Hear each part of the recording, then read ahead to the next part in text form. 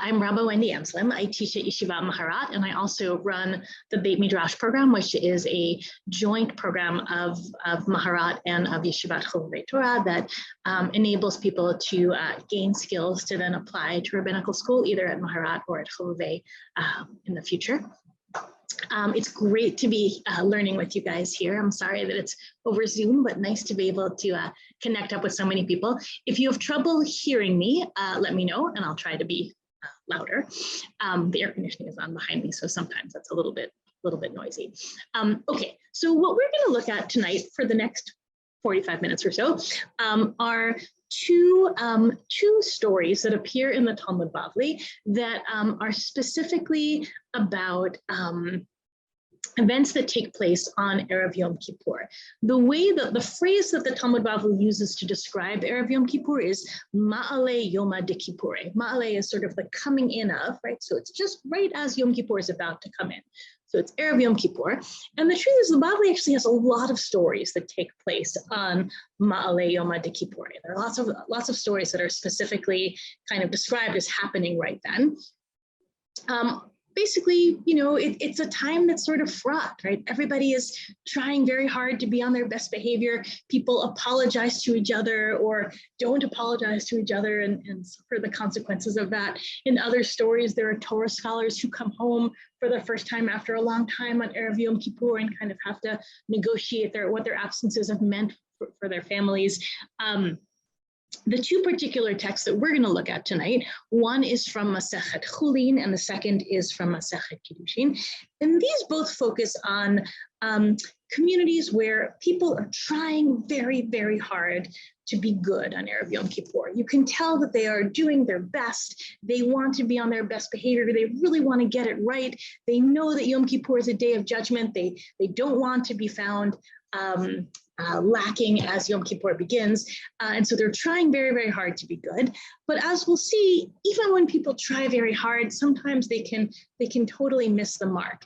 And actually, the very sort of focus on being good sometimes kind of prevents the people from actually doing the thing that would be the really good thing to do. So we're going to start here looking at our first text with the one from Masechet Chulin. And I'll sort of move the screen along for people who are following along with me on the screen. Okay, so let's start. Even before we start, one good background piece of information is that there is a debate in Masechet Chulin is largely about non-sacrificial meat. So basically the kind of meat that, you know, we who are meat eaters might eat in our homes, how we know it's kosher, what kinds of things can be done with it, and other questions such as that. And as part of this discussion of what kind of meat can be eaten and in what context, there's a discussion of cows' udders, right? Can cows' udders be eaten? Now it's tricky because the udder is part of the cow, and so therefore it's meat from a kosher animal. So in theory, you should be able to eat the udder. On the other hand, the udder often has milk inside of it, even when the cow is slaughtered. And so the question is, if you were to cook this udder, would it sort of be like cooking milk and meat together? Or do we say that since the milk was kind of found in the udder at the time that the cow was slaughtered, the milk isn't considered to be milk, it's considered to be part of the animal? There's a big debate about it in Chulin. There are different reasons that are given back and forth about whether or not these udders can be eaten. Do they have to be does the milk have to be removed before they can be eaten? There's a lot of discussion about it. But our story begins by letting us know that in two different Babylonian cities, there are different practices. So we're told over here in our first line, Bisura lo achle kachle. Kachle are those udders. So in the town of Sura, they would not eat cow's udders, right? They thought that they weren't kosher. It was like cooking milk and meat together, totally not allowed to be eaten. The Pumpadita achle kachle. But it turns out that in a different Babylonian city, the city of Pumpadita, they did eat the udders. They thought they were kosher, totally fine to eat. So two different practices. One day, though, we have a person who visits from Pumpadita to the town of Sura. So we're told Rami bar Tamari, Dehava Rami bar Dikule. So Rami bar Tamari, also known as Rami bar Dikule, one day, he was from Pumpadita. He was from the town of Pumpadita, where they did think it was totally fine to eat the udders. Ikla l'Sura. One day he went to visit the city of Sura, b'ma'ale Yom Kippur, and he shows up in Sura on Erev Yom Kippur.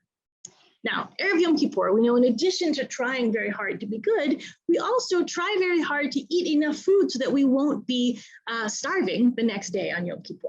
So all the people in the town of Sura have been shechting animals so that they can have nice, robust meals before Yom Kippur. And of course, because they live in Sura and they think that the udders are forbidden, we're told, Afkinu kule alma lekachlinu shadinu. So basically, all the people in Sura, they slaughter their animals in order to have these lovely meals before the fast, and they throw away the udders because in Sura, those are not considered to be kosher to eat.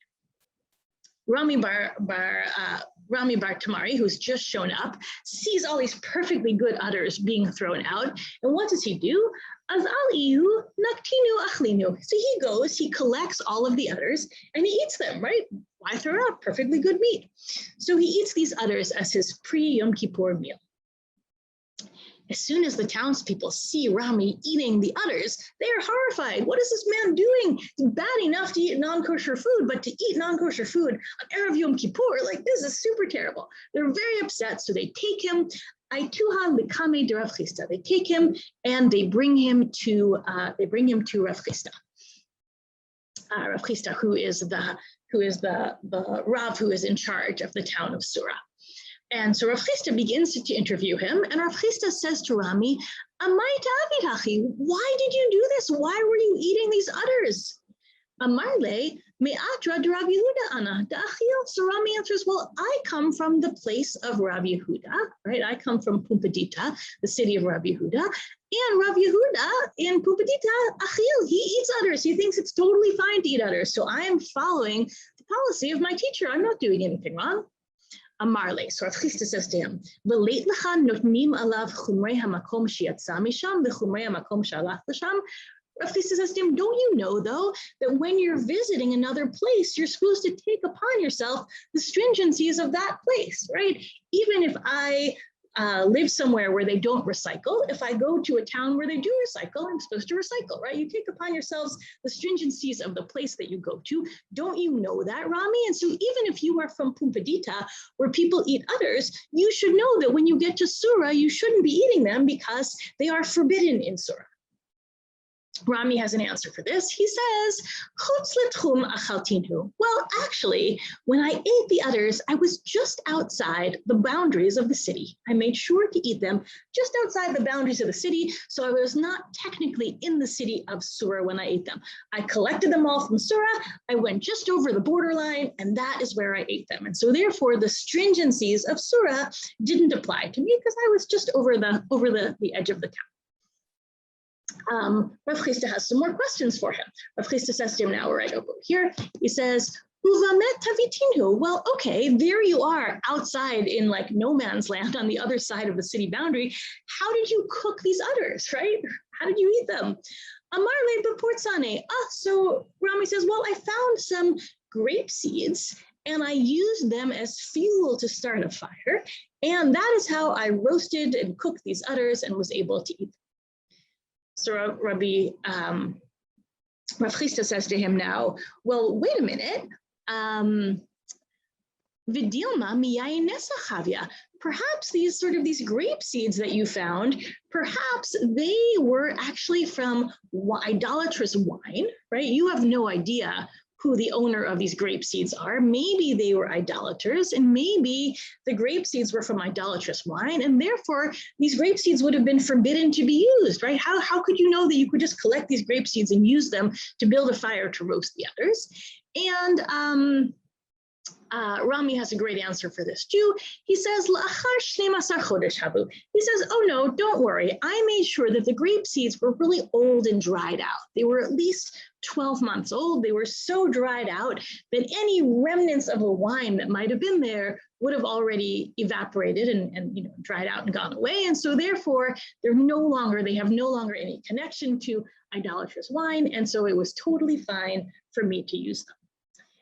Well, Rav Chisda is not done with him. He says to him, "Vidilma de gesel hava." Well, how do you know? Maybe the person who owned those maybe the person who owned those grape seeds wants them back, right? Maybe you stole these 12-month-old grape seeds from someone who really wanted them. How'd you know it was okay to use them to roast your udders? And Rami has an answer for that as well. He says, actually, Yeyush Ba'alim Haba. I knew that the owners had despaired of ever using them. I knew the owners had given up hope of ever using these grape seeds because there was some sort of lichen or like mold kind of growing on them. No one wanted these grape seeds. Basically, I took these grape seeds that really no one wanted. I used them to roast these udders that also nobody wanted. And that's why it was okay for me to use them. Okay, I'm just scrolling down a little bit more here. Okay, now we're told, okay, so now we're no longer worried about the udders, and instead, Rav Chisda kind of looks over Rami and he notices, Chazye de lo hava manach tefillin. He notices that Rami is not wearing tefillin. So he says to him, "My tamalo manach tefillin. What's going on? Why aren't you wearing tefillin?" Back in the time of the Mishnah and the Gemara, the practice was often to wear tefillin all day long, right? Not just when one was praying. And so he says to him, "Rami, what's going on? Why aren't you wearing tefillin? That's what a ben Torah is supposed to be doing. That's what Torah scholars are supposed to be doing. Why aren't you wearing tefillin?" And Rami responds and he says to him, "Chulei me'ayin hu. I have these stomach troubles. I have intestinal troubles. The Amar Rav Yehuda, chulei me'ayin patur minat tefillin." And Rav Yehuda, my teacher, says that a person who has stomach troubles is exempt from wearing tefillin because you have to keep your body in a state of cleanliness and purity, which is difficult to do if you're having stomach problems. And so therefore, I'm exempt from wearing tefillin, and that's why I'm not wearing them. Well, then Rav Chisda notices that in addition to not wearing tefillin, Rami is also not wearing chutim. He also doesn't have tzitziot hanging off of his garment. He doesn't have his fringes on his garment. And so he says to him, "My tama leit lachute. Why is it that you are not wearing tzitzit on the corners of your garment?" Amarle talit she'ulahi. So Rami explains, actually, my garment is a borrowed garment. But Amar Rav Yehuda, and my teacher Rav Yehuda taught, talit she'ula kol shloshim yom petura min hatzitzit. My teacher taught that for 30 days, if you borrow a garment for only, for 30 or fewer days, you don't need to add tzitzit to it because it's not really your garment. Okay, I'm going to stop the share for one moment. And then we'll go back to the story. Okay, so let's just keep in mind where we're at in our story, right? So we have Rami who's come to town. He's eating these udders, which everyone else has just thrown out. And the townspeople are aghast when they see him eating the udders. And so they bring him before the town leader, Rav Chisda, and Rav Chisda questions him. And for every question that Rav Chisda has, Rami has a good answer, right? He's eating the udders because he's from the town of Pumbedita, where they're permitted. And he doesn't have to worry about the stringencies of the town of Surah because he was just over the boundary line. And he made sure to use only moldy old grape seeds that no one would want and couldn't possibly be problematic. And the fact that he's not wearing tefillin, that's because he has stomach troubles. And the fact that he's not wearing tzitzit, that's because he has borrowed his garment. So basically, the townspeople are really trying to kind of check up on him and make sure that he's doing everything right. And he has a reason for all of his behaviors. But my friend Diana Ginsburg, many years ago, when we were discussing the story, she made a really excellent point, which is that if you think about it, right, Rami has come to town on Erev Yom Kippur. He has nothing to eat, right? We know he has nothing to eat because he is going through the garbage and taking out the udders that other people have thrown away and is eating them. So he has nothing to eat. He doesn't have a home, right? Because remember, he's roasting these udders sort of outside of town using these old moldy grape seeds. So he seems to be a person who doesn't have any food to eat on Erev Yom Kippur. We know that he's sick, right? He has these stomach problems that are preventing him from wearing tefillin. So he doesn't have any food.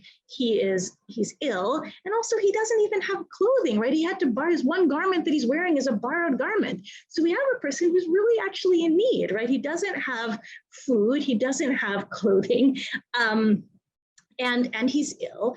And the community, instead of kind of noticing that he's a person in need and noticing that that they might have a responsibility to try to help him. Instead, they're so busy trying to like check all the boxes of good behavior that they're kind of just focused on, the things that he thinks that he's doing wrong and whether they should be preventing him from doing them wrong. And they're kind of not really noticing their actual obligations to him or what they could be doing down for him. Okay, sorry, I will slow down. I saw somebody texted me, no worries. All right, I'm gonna go back to the screen share just to show you the end of the story. Okay, so as Rav Chisda and Rami are having this whole conversation about Rami's supposed transgressions and his explanations of them, we are told now that Adahachi, second to last line of the page for people who are following along, if you printed it out, Adahachi aitua lahu gavra delohava mokir avuha ve'ibe. As Rav Chisda and Rami are talking, we're told that the townspeople bring before Rav Chisda a man who does not properly honor his father and mother. Kfatuhu. So now they begin to tie the man up because they are ready to give the man lashes for not properly honoring his parents. Amar lahu, Rami says to them, Shvakuhu, let this man go, do not flog him. Ditanya, because we've learned in a Braita, Kol mitzvat aseh,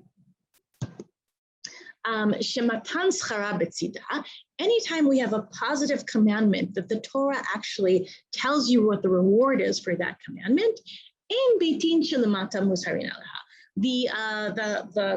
The court of human beings, right? Our regular courts don't need to punish people for it. Basically, Rashi explains that because the pasuk actually that we just saw 2 weeks ago in 1 week ago actually in Parshat Kititze, right? The pasuk tells us that one who honors their parents will be given long life. So because the reward for honoring one's parents is there in the verse, therefore the punishment for not doing it is that you don't get the reward that God is promising you. And that's a pretty serious punishment. And so therefore the court doesn't have to administer any other punishments. So Rami says to them, this man should not be flogged, let him go. Amarle, so Rav Chisda now says to him, I see about you that Rami, that you are very sharp, right? You have an answer for everything, you're very sharp. Amarle, Ihavit ba'atri de Rav Yehuda, achvina lecha chorpai. And Rami says, actually, if you came to Rav Yehuda's place, in other words, if you were in my town in Pumbedita, then I would really show you how sharp I am, right? Here, I'm just a visitor. I have to be more restrained. But if we were really in my place, then I would show you for real how sharp I am. There we go. Okay, so a couple of questions. That I think are interesting to think about with this story, right? So one question that one always has about narratives in the Bavli is, what's the point of this story, right? What does the narrator of the Bavli want us to get out of this story, right? Now remember, it comes in the context of a larger discussion about whether or not it's permitted to eat udders, and that's kind of how the Gemara gets to this story. But I think the point of this particular narrative is, what does it mean to be really good on Erev Yom Kippur, right? We know that we try really hard. We want to do our best. We want to be the best possible version of ourselves that we can be on Erev Yom Kippur. And I think the story is saying that often what that means is that we focus on potential misdeeds, right? We worry that we're doing this wrong or that wrong, and we try to correct the things that we're doing wrong. And even worse, we try to correct the things that other people are doing wrong. And I think the story says if we focus so much on like potential misdeeds and how to not do them, we sometimes miss the larger point, which is that actually there are people who are really in need around us. There are things that we really should be doing that we're not doing. And I think the story is maybe encouraging us to sort of think a little bit more broadly, right? Don't focus on small, narrow things, even though those things are, oh, the lights seem to be going out here. Even though those things are also important, right? It's not that we should ignore the small things, but we shouldn't get so sort of bogged down in kind of these small concerns that we fail to see the people in need who might be all around us. And I think that the end part of the story is very interesting, right? Because we could have just ended the story with, him explaining that he's not wearing tzitzit because it's a borrowed garment, right? But then we have this end part where the person comes in who's going to be beaten for not honoring his parents. and Rami says that the person should be let go. And I think what's going on there is that moment kind of encapsulates this whole message, right? The people of the town are so focused on this man and the fact that he's not honoring his parents that they're kind of missing out on the point that really the man himself is missing out on what the Torah is promising, right? The man is missing out on the long life that the Torah itself has promised him. He's missing out on kind of the larger point, perhaps, of honoring his parents. And so in that same way, I think the narrator is kind of encouraging the people of the town of Sura, and by extension, all of us reading the story, to sort of think more broadly, right? Think more broadly about the big picture. Don't be so focused on small things, because then we might actually miss sort of the point of being in a community and trying to help other people out. Okay, any thoughts on this first story before we move on to the second one?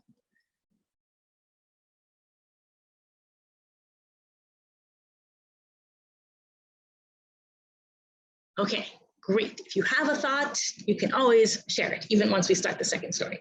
Okay, the second story that we're going to look at is from Masechet Kiddushin.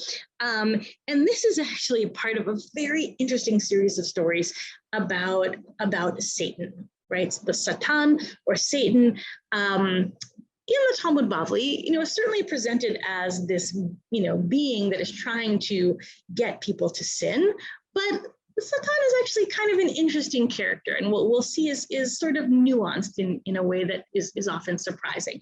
So right before this, we're going to look at a particular story about Polimo's encounter with the Satan, but right before then we had the Satan also having interesting conversations with Rabbi Meir and with Rabbi Akiva. And then we get to our story, which happens on Erev Yom Kippur. So I will share my screen again. Here we go.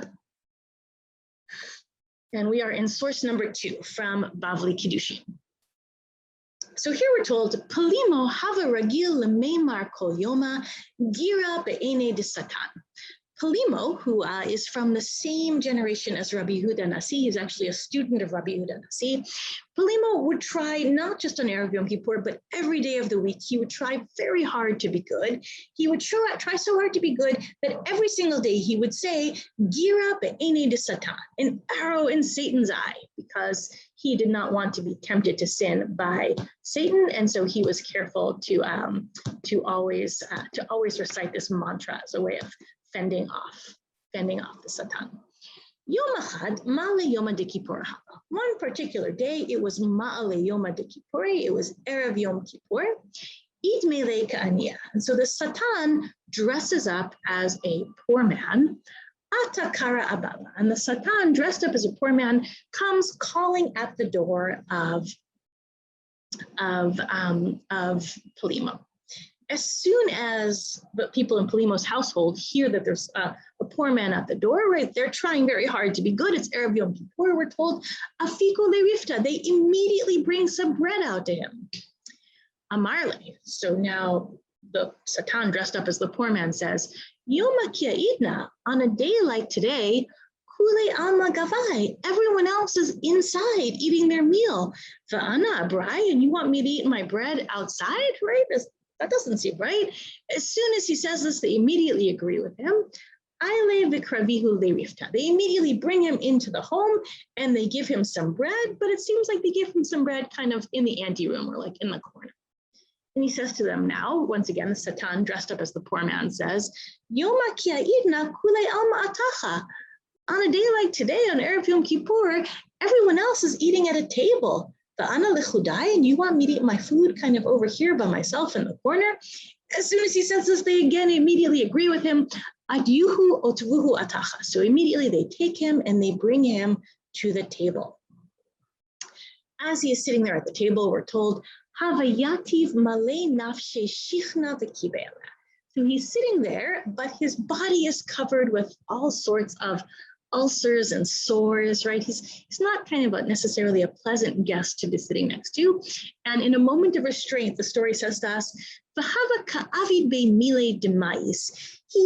Satan dressed up as the poor man is covered in these ulcers and sores, and he does repulsive things with them, right? The story doesn't tell us exactly what those repulsive things are. It leaves it to our imagination, but we can, without too much trouble, probably imagine various unpleasant things that a person covered in ulcers and pus-filled sores might do at a table. So the Satan is doing all these things. The other guests, I guess, are kind of a little bit uncomfortable. And so Polimo, the host, says to him, Tiv Shapir, sit properly. Please stop doing these repulsive things at the table. So Satan, dressed as the poor man, says, Havuli kasa, please bring me a cup, right? So they bring him a cup. Presumably they think he's thirsty and he wants to drink. But what does he do? Ichmar shada bekicho. What does the Satan dressed up as the poor man do? He takes the cup, he coughs, and he spits his phlegm up into the cup at the table. Also, you know, the meal before the fast, everybody else wants to be eating. Not a super pleasant thing to have happen at one's table. And so Polimo gets angry, Micharube, and chastises the poor man for his, you know, non-guest-like behavior. And Satan, dressed up as the poor man, shakavamet, sinks down and seems to die, right? Appears as if he's, you know, so embarrassed by being chastised that he dies on the spot. Shamu dehavu ka'amre, Polimo katal gavra. So now Polimo hears everybody murmuring and saying, oh, Polimo has killed this guy. Polimo's killed this guy by yelling at him. And so Polimo is very afraid. And what does he do? Arak vitasha nafshe bebeit hakisei. So Polimo runs out from the table and he goes and he hides. And where does he hide? He hides in the outhouse. I guess that in the moment, that seems like a good place to run to. So he hides in the outhouse. Azil Batre, and Satan, dressed as the poor man, follows Polimo out to the bathhouse. When Polimo sees him, Nafal Kame, Polimo falls before him because he's so scared and so upset. Ki dechazia dehava mitztaer. When Satan sees how upset Polimo is, Galile nafshe, he reveals himself to Polimo as not a poor man in need of a meal, but actually as the Satan, as Satan.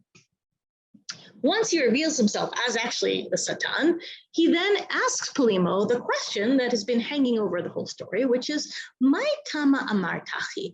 Why do you say what you say every day? Why every day do you say an arrow in my eye? Why do you say that all the time?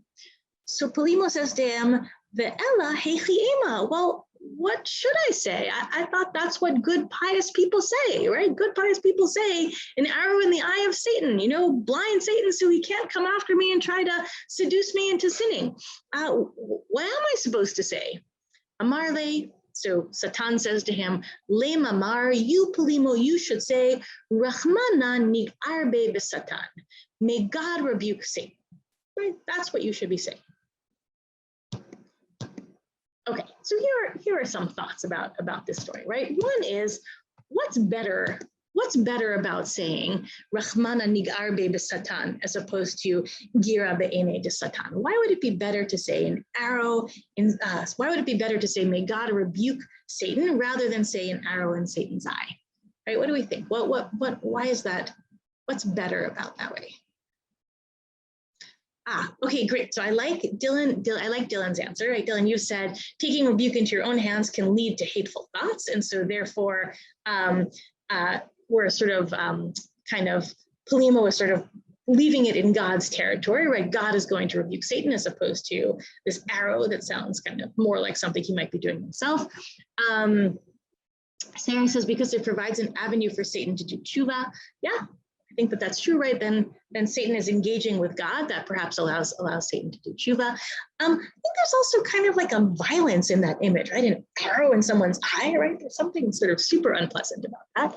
And I think what's interesting at the end of the story is that Polimo doesn't realize that there was anything wrong with what he was saying. In fact, he thought that was what he was supposed to say. He thought that's what good and pious people said. And Satan says, actually, not so pleasant for me to hear that. Perhaps instead you could say, Rahmana nigarbe besatan. Now, if that was the whole point of the story, right? If the whole point of the story is that Polimo says this thing that the Satan finds problematic, and so the Satan wants him to stop saying it, in theory, we could have skipped the entire sort of body of the story, right? It could have just started by saying, Polimo would say every day, Gira be'ene de Satan, an arrow in Satan's eye. And then one day Satan came to visit him and said to him, why do you say this? And Polimo would say, what else should I say? And the Satan could have supplied him at that moment with the better answer of Rachmana nigarve de Satan. So I think the question that we want to ask, sorry, I will go slower again, is, what's the point of the whole story, right? Why does the Satan bother dressing up as a poor man, coming to Polimo's home, knocking on the door, asking for bread, asking to come inside, asking to come to the table, asking for a cup? What's going on in that whole story, right? What's the point of that story? And I think that maybe, at least I'll tell you what I think a possible point could be. I'd be curious, of course, to hear if other people have other ideas. But I think a possible reading of the story is that Polimo and the members of Polimo's household are trying very hard to be good on Erev Yom Kippur, but they're doing it kind of reflexively, right? They're not really thinking about it, right? So the moment they hear somebody knocking at the door, they have their bread at hand. Of course, they're not going to let anybody be hungry on Erev Yom Kippur. The moment they hear the knock at the door, they already bring the bread out. But they're not really thinking about what it might feel like to be this poor person outside the door in Erev Yom Kippur, right? They want to be good to kind of check the box of doing the right thing, but they're not really kind of imagining it from the perspective of that poor person outside. And the moment Satan dressed as the poor person says, actually, everyone else is inside today, it feels bad to me to be outside, they immediately agree, right? They immediately agree, they bring him inside. But again, they're not really thinking about what it would feel like to be this poor man, so they leave him in the corner. And again, the moment he says, everyone else is at the table, you want me to be here in the corner, they're like, oh, yes, come to the table. And so I think what the Satan is doing in this story is actually, in a very nuanced way, kind of educating Polimo, right? He's trying to get Polimo to think about what it feels like to be somebody else. Because I think that the point of the story is that if we really want to be good, it's not just about checking off the boxes of like what we think good behavior is. Really being good to someone else involves kind of imagining what it's like to be them. And what the Satan does, I think, is kind of gives them the opportunity repeatedly to sort of imagine themselves in his place. And the moment they imagine themselves in his place, it's obvious what to do, right? The moment he says, everyone else is inside and you want me to be outside, they're like, oh, no, of course not, come right in. Everyone else is at the table and you want me to be in the corner, they say, oh, no, of course, come to the table. So I think by kind of getting them to imagine themselves in his position, then they are, it's more clear to them how they should be behaving. And you know, I think the ultimate kind of like force of the story is that in the end, it's not just about imagining themselves in the position of the poor man, but actually what Satan wants Polimo to do is to imagine himself even in the position of the Satan, right? Even the Satan is capable of being offended, right? And so, you know, if you imagine the Satan hearing every day, Gira be'ene de Satan, even the Satan might feel bad about that. And so, you know, if you can have empathy for the Satan and think about a way to accomplish what you want to say without kind of sort of being nasty or violent or vicious to the Satan, then that's also a good way to be. Okay, Frida says, Satan who does this, did God put him up to it? So that's what I was saying before. Satan in the Talmud Bavli is often this kind of nuanced figure. Sometimes he hangs out with the rabbis and has friends with them. He's friends with some of them, and he kind of appears as right. It seems over here that his goal in this story is not to tempt Polimo into sin, but actually to teach Polimo this really important lesson about kind of, you know, being sensitive to other people, certainly to other people in the community, and even maybe being sensitive to the Satan. What I think is kind of common to both of these stories, right, is that if you were to think about the townspeople of Surah, or you were to think about the members of Polimo's household, right, it is Erev Yom Kippur. They are trying very hard to be good. They're not being lazy. They're not, you know, lying on the couch eating bonbons, right? They're trying to be very, very good in Erev Yom Kippur. They're trying to do all of the things that they're supposed to do. In Surah, what they think being really good is kind of looking out at what everybody's doing, making sure nobody's doing anything wrong, and punishing any any people who are misbehaving. Right, that's the mindset that they're in. That's why they immediately haul in Rami for eating the others. They haul in the other guy for not honoring his parents. And I think in the course of that story, we get the sense that they're so focused on rooting out misbehavior that they're kind of not really thinking about maybe the kind of really important behaviors that they should be engaging in. And in this story over here, the members of Polimo's household are also trying very, very hard to be good, right? They would never want a person in need to go hungry on Erev Yom Kippur. The poor man doesn't have to persuade them to give him food, right? The moment he knocks on the door, they are already bringing him the bread out, right? So there's a sense that they're also trying very hard to be good, but they're kind of not thinking deeply about what it might mean, right? They're just kind of doing the things that they think they should be doing, right? Checking off the boxes that will make them, people who do good things. And they're not kind of really thinking about what the experience is of the people in need. And I think one of the things that's very interesting to me about the second source is the moment they enter into the mind space of the person in need, they don't need to be convinced of what to do next. It's obvious, right? Oh, of course you should come inside. Of course you should come to the table, and so forth. And so I think that as we approach the Yamim Noraim, both of these stories seem to me to be kind of important correctives, right? Because we often spend a lot of time thinking about, I know I certainly do this, thinking about things that I wish I had done differently in the previous year, kind of trying to commit to doing certain things better. But I think there's a way in which that can sometimes become very sort of self-oriented, right? You're thinking about, oh, I did this, I should have done that. Or, I want to make sure other people are also doing the things that they're supposed to be doing. And I think if we focus too much on like sort of the small kind of pieces of how we want to be better, we don't kind of think enough about who the other people in our community are, what their needs might be, how we might be able to help them. And I think that both of these stories, I think, are encouraging us to try to think kind of a little bit more broadly about what it might mean to be good, what it might mean to look out for other people in the community, not to focus on Rami's eating of others and not wearing tefillin, but to focus on Rami as a person who is in need of food and shelter and medical attention, it seems, right? And in the case of Polimo and the Satan, right, to sort of imagine what it might feel like to be the person in need. And the moment the people in the story can imagine that, it's much easier and clearer for them to know what they should be doing.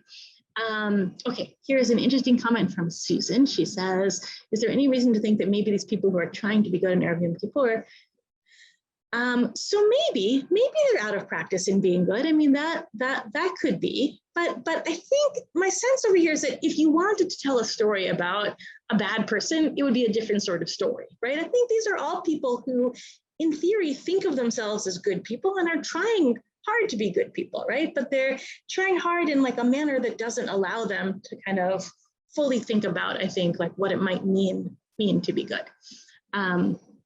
Okay, Alicia says there seems to be an underlying theme of compassion for the sinner because that's when we have the permission to pray with sinners. Yeah, I think so. I mean, I think there's a sense, it's a great point.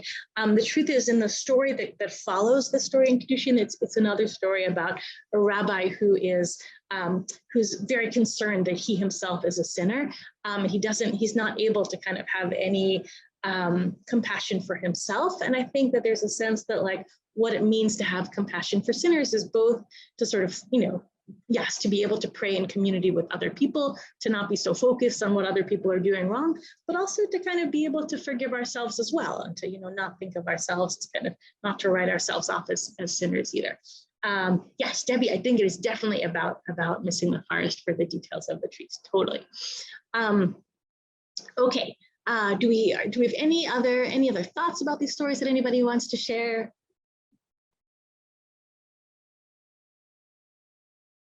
Okay, great. Well, it has been really wonderful learning with everybody. I was excited that the Tanakh Yemei Iyun kind of branched out a tiny drop from Tanakh to allow us to look at some of these very interesting Bavli narratives. I think in general, that's one of the things that the narrative sections of the Talmud do very well. They kind of explore sort of the nuances of things, right? There's a way in which if you tell a story about something, you can it's a little bit more shading there. You can kind of think about people in a more nuanced way. Okay, Dylan says, seems perhaps reverse other mitzvot. Yeah, I think so. I think, or maybe it's sort of a corrective. I think there's a way in which like most of what Yom Kippur is about is encouraging this kind of, this detailed like Ashamnu, Bagadnu, and the Al-Chaitz, and we think about all of our like sort of all of the different misdeeds that we might have done, but like the sense that there might be like something that we aren't doing that could be as important as the things that we're doing wrong. I think that's maybe part of what these stories are trying to suggest to us. Okay, totally a pleasure to learn with all of you. And I hope that everyone has a meaningful Rosh Hashanah and Yom Kippur, that we're able to kind of focus on ourselves and on the other people in our community and think creatively about ways that we can help each other out. And wonderful to learn with everybody.